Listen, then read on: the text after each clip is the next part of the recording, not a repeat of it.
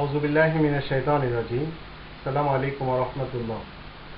পৃথিবীতে যারা দুষ্টু শ্রেণীর লোক রয়েছে, যারা নেতা, দুষ্টু নেতা, দুর্নীতিবাজ নেতা, দুষ্কৃতিকারী নেতা এবং ধার্মিকদের ব্যাপারেও যারা ভ্রান্ত ধার্মিক, এদের কথায় কান দেওয়া যাবে না যদি জাস্টিফিকেশন ছাড়া এদের কথা আপনি মানেন, তাহলে ভয়ানক ক্ষতি হতে পারে। এর কারণেই আল্লাহ রাব্বুল আলামিন বলছেন, আমরা যদি ৪৯ নম্বর সূরা আল হুজুরাত এর ৬ এবং ৭ আয়াতে দেখি, এখানে আল্লাহ বলছেন,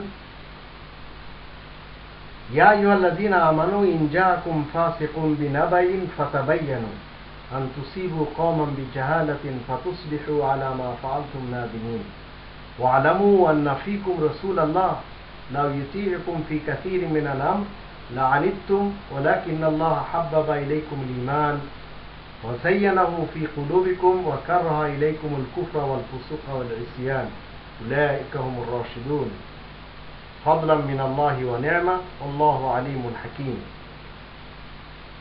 ৪৯ নম্বর সূরা আল হুজুরাত এর ৬, ৭ এবং ৮ আয়াতে আল্লাহ রাব্বুল আলামিন বলছেন, তোমরা যারা ঈমান এনেছো শোনো, যদি কোনো দুষ্টু ফাসিক লোক তোমাদের কাছে কোনো খবর নিয়ে আসে, তাহলে সে বিষয়ে ভালো করে খোঁজ খবর নিয়ে নিবে, যাতে তোমরা নিজেদের অজ্ঞতার কারণে কোনো সম্প্রদায়কে ক্ষতিগ্রস্ত করে না বসো, তারপরে নিজেদের কাজের জন্য তোমাদেরকে অনুতপ্ত করতে না হয়। তোমরা জেনে রাখো, তোমাদের মধ্যে তো আল্লাহ তাআলার কোরআন বিরাজমান রয়েছে। অতীতে রাসূল ছিল, আজ রাসূল আকারে কোরআন রয়েছে। এমন অনেক কাজ এই রাসূল যখন যখন বিরাজমান থাকে, ওয়ালামু আন্না ফীকুম রাসূলাল্লাহ, সাহাবাদেরকে বিশেষভাবে বলা হচ্ছে, এমন অনেক কাজ রয়েছে, সেসব যদি সে তোমাদের কথা মতোই করতে লেগে যায়, তাহলে তোমাদের অনেক ক্ষতি হবে। কিন্তু আল্লাহ তোমাদের মনে ঈমানের প্রতি আকর্ষণ দান করেছেন, আর তোমাদের অন্তরকে তাই দিয়ে সুন্দর করে সাজিয়ে রেখেছেন, আর কুফরি, ফিস্ক আর গুনাহের কাজগুলোর উপরে তোমাদের মনে ঘৃণা পয়দা করে দিয়েছেন। এরাই তো সেই দল যারা শুধু আল্লাহ তাআলার হিদায়াত প্রাপ্ত দল।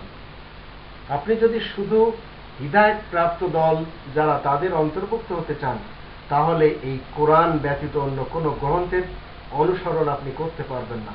কারণ রাসূল কারীমের মুখের বাণী হচ্ছে এই কোরআন, যার প্রমাণে ৬৯ নম্বর সূরা আল হাক্কা এর ৪০ এবং ৪৩ আয়াতে বলা হচ্ছে, ইন্নাহু লাকাউলু রাসূলিন কারীম, নিশ্চয় এই কোরআন সম্মানিত রাসূলের মুখের বাণী, তানজিলুম মির রাব্বিল আলামিন, রব্বুল আলামিনের পক্ষ থেকে নাযিল করা। তো আজ যদি আপনি রাসূল কারীমের এই বাণী যদি না মানেন, আর মানুষের লেখা কথাগুলিকে যদি আপনি রাসূলের হাদিস মনে করেন, তাহলে আপনি কোরআনচ্যুত হয়ে যাবেন। সেই হেতু আপনার পরকাল তো শেষ হয়ে যাবে, এই জগতেও আপনাকে ভয়ানক ক্ষতির সম্মুখীন হতে হবে। সেই জন্য আল্লাহ বলছেন যে তোমরা যে কোনো ব্যক্তি, সেই ফাসিক হোক, দুর্নীতিবাজ হোক, তাদের খবরকে জাস্টিফাই করে নেবে, আর না করার কারণে ক্ষতি হবে, তাতে কোনো সন্দেহ নেই, কারণ কথাটি আল্লাহ তাআলা